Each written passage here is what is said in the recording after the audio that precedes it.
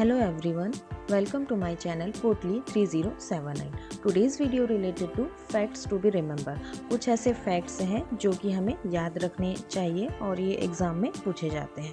तो चलिए शुरू करते हैं फैक्ट्स क्या क्या है। सबसे पहला है father of medicine. Father of medicine किन्हें कहते हैं? हिप्पोक्रेट्स को फादर ऑफ मेडिसिन कहा जाता है। हिप्पोक्रेट्स के बारे में दूसरी बात ये भी याद रखने लायक है, Hippocrates the first introduce law of similia and law of कॉन्ट्रेरिया।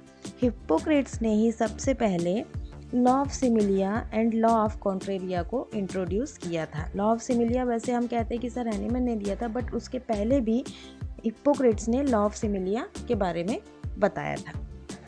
Then है फॉर्मल लॉजिक। फॉर्मल लॉजिक किसने दिया था? ये दिया था एरिस्टोटल ने। एरिस्टोटल ने फॉर्मल लॉजिक दिया था। देन फिर है माइक्रोकॉस्म एंड मैक्रोकॉस्म थ्योरी। ये किसने दी थी? माइक्रोकॉस्म एंड मैक्रोकॉस्म थ्योरी दी थी एम्पेडोसेलस ने दी थी। एम्पेडोसेलस ने ये थ्योरी दी थी।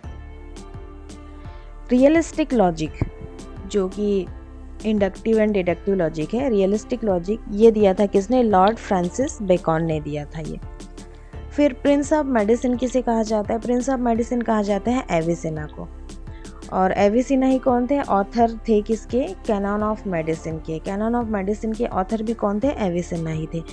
एविसेना ने किस लॉ को यूज़ किया था? Avicenna used law of contraria for curative and law of similia for preventive purpose.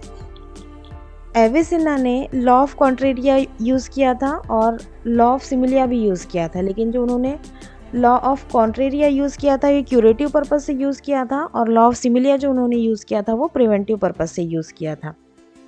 फिर father of modern anatomy. Father of modern anatomy कौन है?